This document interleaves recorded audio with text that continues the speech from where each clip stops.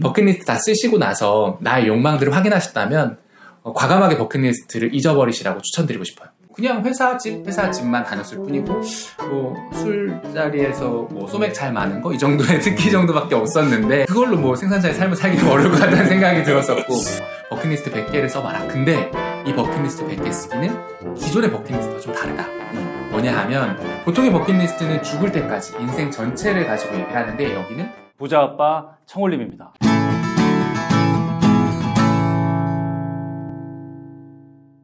우리 청홀림 TV 독자분들께 네. 자기 소개 간단히 좀 해주세요. 네.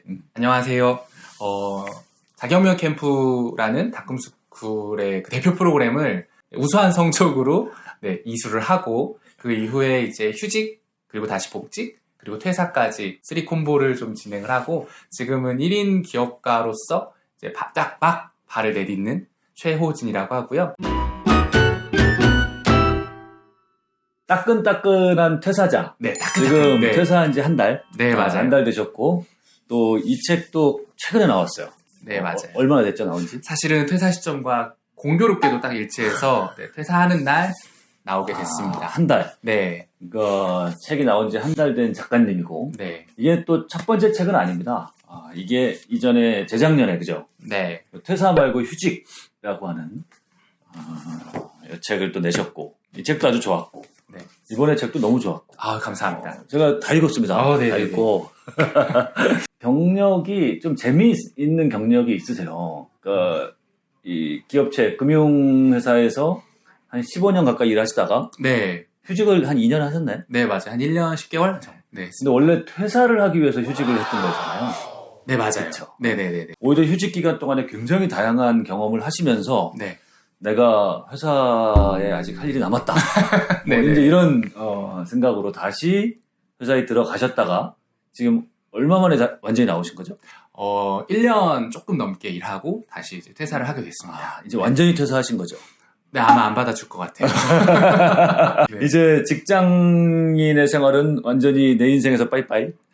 사실 그게 네. 삶을 또 그렇게 규정하지 말라고 하거든요. 인생은 또 어떻게 될지 모르기 때문에 여지는 남겨놔야 돼요. 네, 여지는 조금 남겨두는 걸로. 그 직장인에서 이런 이제 퇴사까지 걸어온 길을 아주 간단히 소개 한번 해주세요. 어떤 과정을 거쳐오신 거예요? 네, 제가 2005년에 이제 국내 최대 금융사에 아주 우수한 성적으로 입사를 했고요. 그리고 나서 이제 회사 생활을 한 4, 5년 정도 하다가 내가 과연 맞게 살고 있는 것일까? 라는 거에 대한 좀 심각한 회의감을 좀 느끼고 다시 한번 내 인생을 제대로 한번 살아보겠다라고 해서 인생 쉼표를 한번 찍었었어요. 그래서 2019년 휴직을 하게 됐고 휴직을 하면서 감사하게도 다꿈스쿨의 이제 자경면 캠프를 만나서 제 마음가짐을 이렇게 하면 살아가면 되게 좋겠구나 라는 생각을 하게 됐고 포도단식원에 가서 단식도 하고 또 글도 쓰고 마라톤도 하고 이러면서 정말 다양한 범주의 사람들과 다양한 카테고리로 마주할 수 있었고요. 그렇게 이제 하고 나서 이제 퇴사 말고 휴직이라는 책을 쓰게 됐는데 다 쓰고 나니까 신기하게도 회사에 다시 돌아가고 싶더라고요. 왜냐하면 뭔가 아쉬운 마음이 들었어요.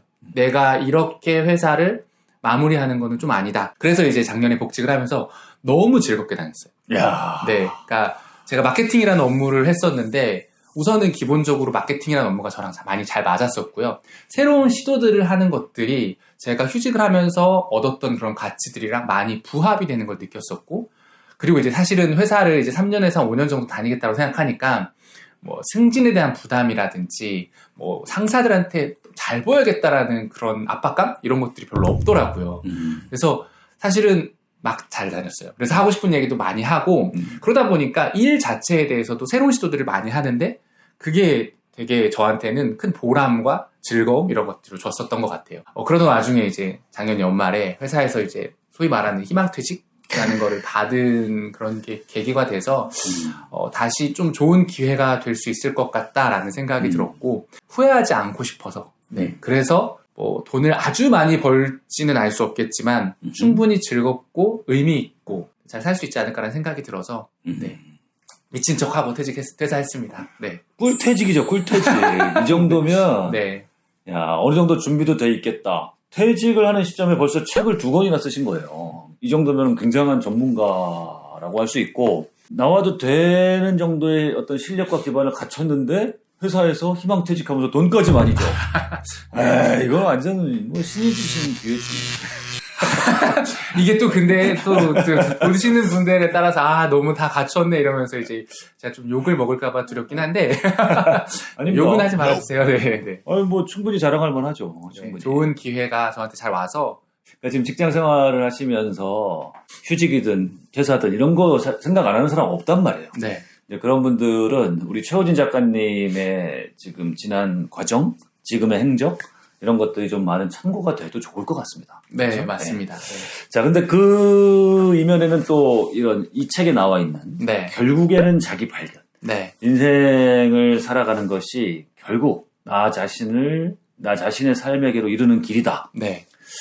이런 걸 쓴 이 책. 이 책에 대한 내용에 대해서 간략히 소개 좀 해주세요. 어떤 네. 책인지. 제가 2018년부터 매년 버킷리스트를 100개씩을 써왔었거든요. 그래서 100개라는 버킷리스트를 1년 동안 하고 싶은 일이라는 그 기간을 정해서 쓰는 과정을 통해서 내가 진짜 무엇을 원하는지 그리고 무엇을 하고 싶은지 많은 분들께서 특히 이제 직장인들 중에서 뭐라도 해보고 싶은데 뭘 해야 할지 몰라서 되게 망설이는 분들이 많더라고요. 과거에 저도 그랬고요. 그래서 그런 분들께 버킷리스트 100개 쓰기를 통해서 새로운 것들을 발견했으면 좋겠다라는 마음으로 이 책을 쓰게 됐고요. 혼자서도 버킷리스트 100개를 쓸 수 있도록 좀 가이드를 좀 마련해 봤습니다. 아니, 이 책 표지에도 이렇게 써 있어요. 어디로 가야 할지 모를 때 하고 싶은 일 100가지 버킷리스트 쓰기. 저도 강의장에서 제가 강의를 하다 보면 네. 제가 하고 싶은 일을 하면서 살아라. 가슴 뛰는 일을 갖고 있어야 된다. 네. 생산자로 살아라. 네. 말씀은 드리는데 네. 다들 하나같이 토로하시는 게 뭐냐면 난 내가 뭘 해야 될지 모르겠다. 맞아요. 어떤 길을 걸어야 될지 모르겠다. 내 꿈이 뭔지 찾고 싶다. 이런 이 궁금증을 제일 많이 얘기하시거든요. 결국 버킷리스트 100개 쓰는 것만한 게 없다 이 말씀이잖아요. 네, 맞아요. 어떻게 하다 이런 생각을 하시게 된 거예요? 직장 생활에 회의감이 들었을 때 이제 뭐라도 좀 해야겠다라는 생각이 들었는데 대부분의 직장인들이 아마 비슷할 건데 취미도 없고 특기도 별로 없고 그냥 회사 집만 다녔을 뿐이고 뭐 술자리에서 뭐 소맥 잘 마는 거 이 정도의 특기 정도밖에 없었는데 그걸로 뭐 생산자의 삶을 살기 좀 어려울 것 같다는 생각이 들었었고 그러다가 이제 지인이 저한테 처음으로 추천을 해줬어요. 자기가 대학교 때 한번 해봤던 경험인데 너무 좋더라. 그래서 버킷리스트 100개를 써봐라. 근데 이 버킷리스트 100개 쓰기는 기존의 버킷리스트와 좀 다르다. 뭐냐 하면 보통의 버킷리스트는 죽을 때까지 인생 전체를 가지고 얘기를 하는데 여기는 1년이라는 짧은 기간 동안 네가 하고 싶은 일을 쓰는 거고 그 숫자를 100개까지 최대한 늘리는 거다라고 이제 추천을 해줬었는데 그게 되게 좋았던 게 짧은 기간 동안 제가 하고 싶은 일을 계속 뽑아내다 보니까 내가 뭘 하고 싶지, 뭘 하면 좋을지를 계속 생각해내는 거예요. 그러다 보니까 제 막 그 가슴속 깊은 곳에 있었던 욕망들이 하나씩 툭툭 나오더라고요. 물론 이제 1년에 딱 한 번 한다고 해가지고 확실히 나는 이런 사람이야! 라고 발견하기는 어려울 수 있어요. 근데 다만 저는 첫 해에는 제가 뭘 하고 싶은지 또 뭘 하면 좋을지에 대해서 알게 됐다는 게 되게 좋았는데 그게 뭐였냐면 성장이었어요. 그냥 버킷리스트를 한 20개 정도 쓰면 뭐 가족들이랑 재미난 곳 가기, 맛있는 거 먹기, 뭐 평상시에 안 해봤던 새로운 일들 하기 뭐 이런 걸 썼는데 뒤로 갈수록 갑자기 책을 읽는 거에 대한 이야기가 나오고 또 새로운 사람들과의 관계, 멘토 만나기 뭐 이런 제가 그동안 하지 못했던 일들이 툭툭 나오더라고요. 그래서 제가 뒷부분으로 가면서 내가 지금 이제까지 꾸준한 성장이라는 그런 키워드를 놓치고 있었구나. 그래서 내가 힘들었구나. 그러면 1년 동안은 딴 건 잘 모르겠고 성장이라는 거를 좀 더 해보자 라는 생각으로 이제 1년을 살았고요. 그리고 나서 이제 2년이 지나고 난 두 번째가 되니까 그때부터 이제 슬슬 뭔가를 나누겠다라는 되게 추상적인 그런 키워드들이 나오기 시작했어요. 그러면서 이제 3년차가 되면서 내가 가졌던 그런 경험들을 좀 다양한 방식으로 좀 표출하면 좋겠다라는 것들이 쭉쭉 나오면서 글을 쓰고 달리기를 하고 모임을 운영하고 이러는 과정에 이제 버킷리스트 쓰기라는 그런 것들이 저의 하나의 콘텐츠로 어느 순간 자리매김을 하고 있더라고요. 그래서 사실은 콘텐츠를 만든다는 게 1년 안에 곧바로 나오지는 않는데 저는 이제 버킷리스트를 이제 올해 5년째로 쓰고 있는데 한 지난 4년 동안 꾸준히 쓰고 그것들을 이제 제가 연말에 한번 이제 피드백을 하는 과정을 통해서 제가 뭘 하면 좋을지 뭘 하면 행복할지에 대해서 점점 더 구체화되면서 제가 사람들이 스스로 자기 발견을 할 수 있도록 도와주는 그런 워크샵 같은 것들을 운영하면 되게 좋겠다라는 생각이 들어서 그게 이제 저의 콘텐츠로 자리매김을 할 수 있었거든요.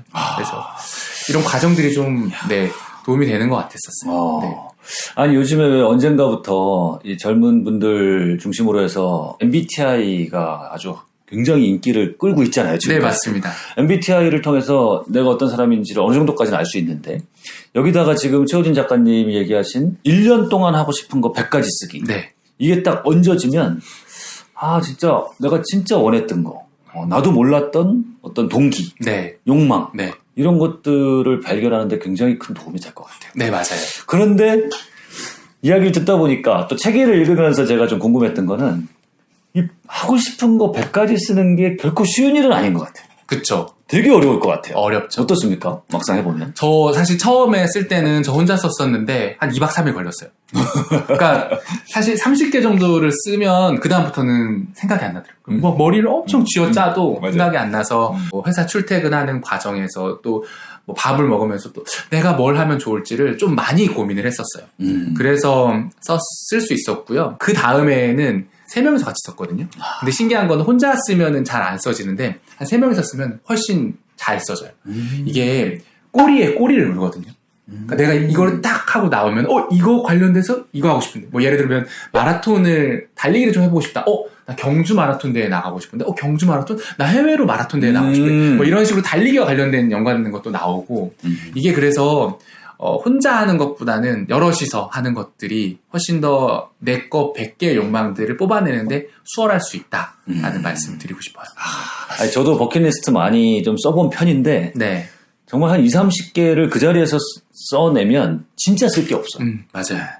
근데 지금 말씀하신 것처럼 일단 같이 써보고 여럿이서 그러면서 거기서 유추해내고 꼬리 물고 그리고 또 이렇게 한 2, 3일이라는 시간을 들여서 최대한 많이 써내보려고 노력하고 100개라는 게 그래서 의미가 있는 거구나. 맞아요. 왜 100개인가 했더니 그리고 또 내가 하고 싶은 일을 되게 구체적으로 세세하게 쪼갤 수가 있어요.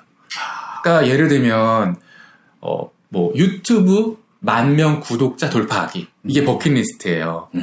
근데 사실 10,000명 구독자를 돌파하기 위해서 내가 해야 될 일들 또 하고 싶은 일들이 많잖아요. 뭐 우선은 유튜브 채널을 개설하고 콘텐츠를 어찌됐든 주제를 만들고 그다음에 동영상 편집 기술을 배우고 그다음에 또 뭐 콘텐츠를 뭐 일주일에 하나씩 올리고 사실 이런 것들이 다 버킷리스트의 하위 항목으로 들어갈 수 있거든요. 책을 뭐 50권 읽겠다. 그러면 책에 대해서 내가 뭐 마케팅 책을 몇 권 읽고 뭐 주식 또는 부동산 관련된 책을 몇 권 읽고 또 트렌드 관련된 책을 몇 권 읽고 이렇게 쭉쭉 나열하다 보면 내가 하고 싶은 일들을 뭔가 그냥 두루뭉술하게 하는 게 아니라 구체적이고 체계적으로 자리 잡을 수 있게끔 된다라는 측면에서 되게 크고 작은 여러 가지 요소들이 잘 결합될 수 있게끔 만들어준다는 게 좀 큰 특징이라고 볼 수 있어요. 저는 이 책을 보면 뭐 내용도 다 좋았습니다만 네네네네. 전 제일 좋았던 게 이 제목인 것 같아요. 이거 작가님이 지으신 거예요? 아니요, 이거는 사실은 출판사랑 엄청 많이 고민을 하다가 네네네. 결국엔 자기 발견. 자, 이 제목이 의미하는 바가 뭡니까? 수많은 자기 개발서라든지 수많은 강의에서 네가 좋아하는 거를 찾아봐라. 그리고 이런 것들을 해서 콘텐츠 생산자가 되라.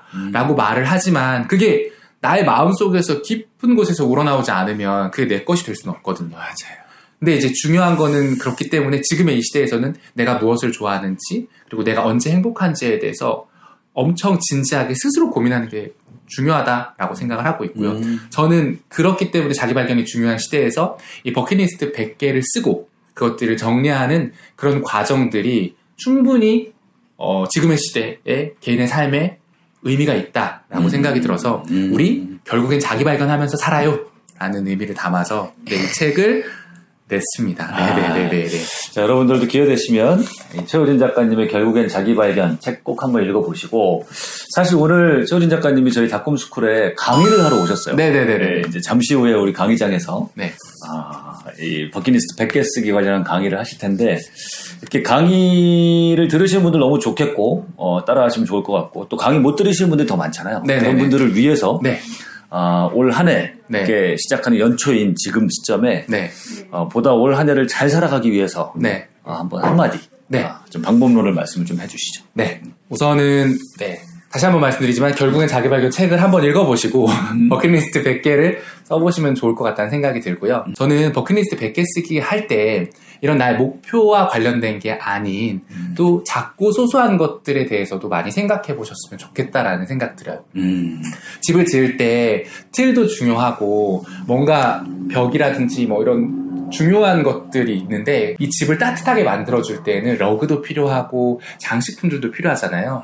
우리 삶에서도 마찬가지인 것 같아요. 부모님께 자주 연락을 드린다거나 사랑하는 친구들이랑 뭐 1박 2일 여행을 간다거나 이런 것들이 무슨 목표냐라고 생각할 수 있겠지만 그런 것들 또한 버킷리스트를 담아가서 내 2022년 한 해를 좀 풍성하게 스스로가 좀 만들어갔으면 좋겠다라는 생각 드리고요. 또 아마 이 TV를 보시는 분들이 대부분이 자기계발 이런 쪽에 좀 관심이 많으실 텐데 한 가지 더 부탁을 드리고 싶다면 이 버킷리스트를 쓰는 과정에서 나를 위한 선물 이것도 좀 잊지 말았으면 좋겠어요. 힐링이 됐든 아니면 명품백이 됐든 아니면 엄청난 통장의 잔고가 됐든 나를 위해서 어떤 선물들을 좀 잘 가져갔으면 좋겠다라는 생각이 들고요. 버킷리스트 다 쓰시고 나서 나의 욕망들을 확인하셨다면 과감하게 버킷리스트를 잊어버리시라고 추천드리고 싶어요. 그거 무슨 말씀이에요?